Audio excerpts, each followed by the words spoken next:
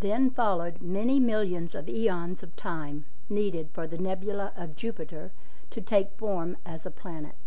So enormous is its size that it has cooled but little, even today.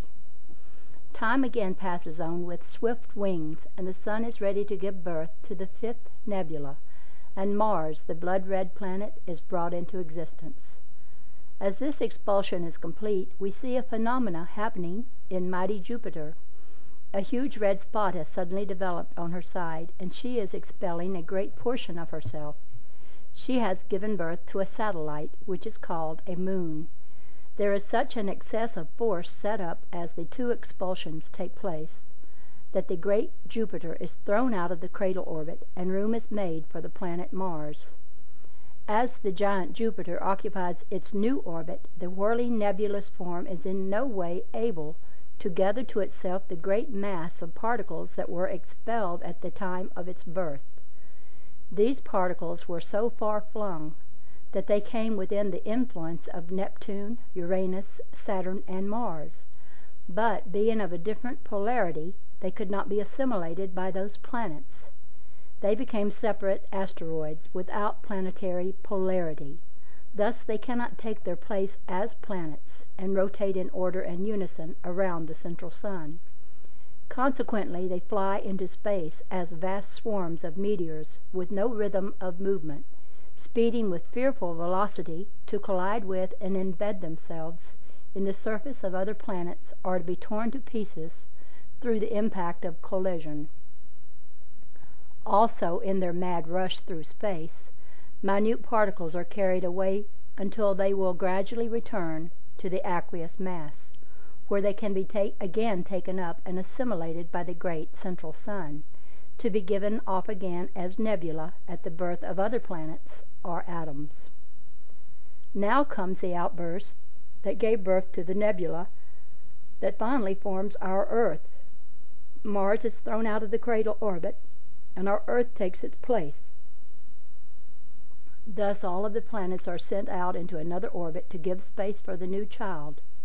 Then Venus is born. In like manner, the Earth and all other planets or atoms are thrown into ever-expanding orbits in order to make room in the cradle for the newborn planet or atom. Then Mercury is born, throwing the other planets or atoms into another widened orbit, making up the full complement of planets that are visible through astronomy today, 8 in all.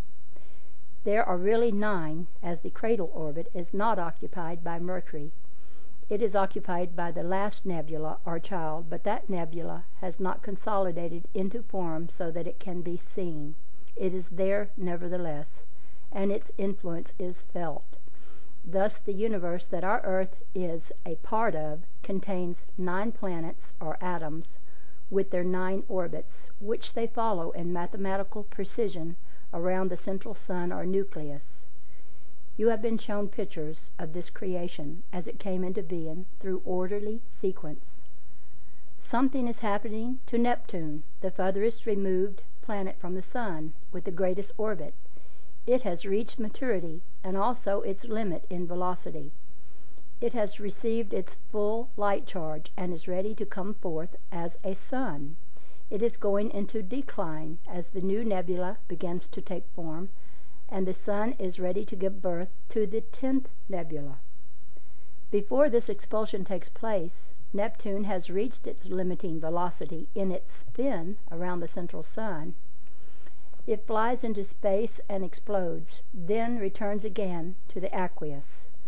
There it can again be taken up by the central sun to add more energy to that sun in order that more planets or atoms may come forth.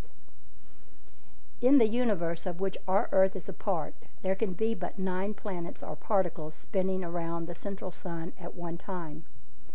Thus it is a constant round of birth, consolidation, then expansion, reaching the limiting velocity, flying off into space, exploding, disintegrating, then reassimilating by the sun in order to give forth new birth. Thus the sun is reassembling from the aqueous that which it sends out to again become aqueous. It is a continuous renewal through regeneration into new birth. Were it not for this process, the great central sun of the 91 universes, as well as the central suns of the different universes, would have been consumed long ago, and all would have returned to the infinite in which all substances exist. A wise intelligence that pervades all emanations and space calls the universes into form, and starts them on their onward march. The sun, our central nucleus, never grows old, nor dies. It accepts, absorbs, holds, and consolidates, then gives birth to the atom. Yet it never diminishes, as it is forever receiving and absorbing unto itself that which it is giving out. Thus regeneration and rebirth are going on all the time. Universes are being formed, expanding, and returning that which they have received. There is one round of progression from a low to a higher, then on to a higher attainment. The galaxy of 91 universes that our Earth and its galaxy of planets or atoms are one part of is but one galaxy in a still wider flung universe of 91 galaxies that revolve around a still greater central nucleus or sun that has a mass 91,000 times greater than the first galaxy mentioned. This condition goes on and repeats itself by 91 almost indefinitely, the whole making up the great and infinite cosmos, the galaxies that comprise the Milky Way, as you call it. This cosmos is often called the atomic heat ray, the source of the sun's heat. This is not a cloud of stars in which your sun belongs. It is a nebula born or expelled from the great cosmic central sun or nucleus just mentioned. The sun, as you see it, located in this nebula, is but a portion of the light rays from the sun. These particular rays are bent at an angle as they enter mass, then are reflected until these bent and distorted rays make up the image of the sun and place it in a false position. These rays are reflected back so distinctly that you think you are actually looking at the sun. In like manner, many other planets or atoms are distorted by this phenomena. Where there seem many, there are few in comparison, yet the total number of the actual is calculated in many millions. By looking at the picture closely, you will see that these nebula or their suns are not disks, but globular and round, flattened at the poles, just as our Earth is flattened. In looking at them, you are only observing the great flattened polar areas. The stupendous mass of the great cosmic sun exerts so profound an effect upon light rays that they are reflected completely around the cosmos.